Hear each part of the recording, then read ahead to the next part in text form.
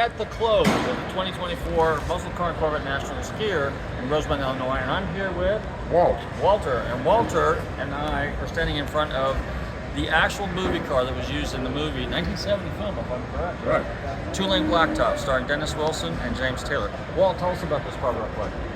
It was used in Lane Blacktop along with the other car over here, which is reused in American Graffiti. Okay. Both these cars are 457, right? Right. Okay. This car was sold by the studio right after the filming, Lane Blacktop. Studio employee bought it for his son, and it's been in private hands since early 1971 or so. How many cars did they actually use for the actual film? They used 3 cars, and one of them was a stunt car that never got used in Lane Blacktop. It was later used in American Graffiti. It's a rollover car in American Graffiti. Okay. And you can tell it had a 6-point roll gauge instead of like this one. Gotcha. Subtle differences, but back then there was one car on the screen at any one time, so we thought it was just one car. Okay. But there was actually 3 in that movie. So was this car used in some of the drag racing? Or just No, that was the other car. This car over here? Right. This car was used for filming scenes inside the car. Okay. And the camera brackets are still under the car in some places, so you can see how it was used during the movie. And they would take out the back window and sit in the trunk and film through, because if you see the car, if you see the actors inside the car talking, it's this one. Ah. If you see the car drag racing, it's the other that one. one. Yeah. Easy way to tell them apart. Very good. So what's under the hood? It looks like a rat motor. So it's a Chevrolet? The other car had a 427. This one had a 454. Okay. And it was detuned a little bit, and they added an air conditioner on it at one point, because the actor's sitting there in this California, Arizona sun, beating down on them for scene after scene after scene.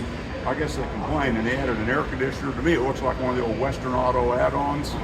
And they detuned it. They took the tunnel ram off, put a single 4 on it, so it drives smoothly. And because they're a handful to drive with the tunnel ram. Oh, I can imagine.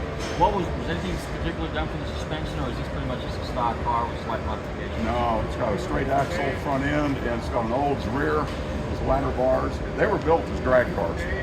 Both of them. They were kind of overbuilt for a movie, and that made all the difference in that movie, because anybody who looks at it understands that's a righteous car. Yeah, it's not just a made-up movie car kind of thing. So how's this car geared? I'm sorry? How is this car geared? In the movie, this one actually had a 323, as near as we can tell, and listing how the car drove, the shift points and all that. Both cars had 488s to start with. Oh, really? Yeah, but imagine trying to drive a tunnel ram 488 with actors in the car smoothly. Oh, yeah. So it didn't work. Yeah. And the transmission? M22 Muncie. Really? Rock pressure? Yep. Okay. And you can hear the transmission in some of the film's scenes. You can hear it whine a little bit if you listen closely. All right, so what was it? We got American Tour, those are A200S's or Daisies. Right. They call them. American 200s. Right. So And what, 4.5 inch on the front and 10s on the rear? yes. I think those are 8.5s with the correct offset. A guy that refurbishes vintage wheels supplied the wheel. Well, I had to buy them, but supplied the wheels, so they're exactly like it was on the car. So what happened to the ones that were on the car originally? We don't know. We don't know. So basically you restored this car, correct? Yeah, I found it in Canada after about a 5-year search, and it had a Camaro front flip on it. It had a crushed velvet interior. It had a padded dash at one point. It's been through a lot of changes, but there was enough of the car that I could tell it was the original car. Like the camera brackets are still under it. That was a telltale sign. Yeah. So what made you pursue this car? I saw the movie in 1971. I was street racing my own 55 at the time, a big block 55 that I built 70. Saw the movie. I'm sitting there at the drive-in movie watching them street race, and I thought, oh, that's as cool as can be. Later on, the other car surfaced in Maryland, and I didn't realize at that time there were more than one car. I just thought there was one car. And I went on a search for this one and found it. And Richard Blues, who built the cars, helped me find an authenticator.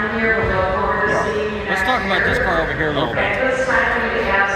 What makes this one special right here? It was reused in American Graffiti. Everybody knows American Graffiti. And Falfa drove it, and really more people know about this car, except the hardcore racers know about this car.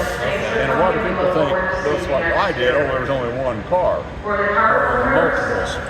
Okay. For example, how many Dukes of Hazzard cars are there? How many Jones Lees? Yeah, everywhere. So now, where are these cars? Are they in a private collection right now? Or where are they sitting? Yeah, private.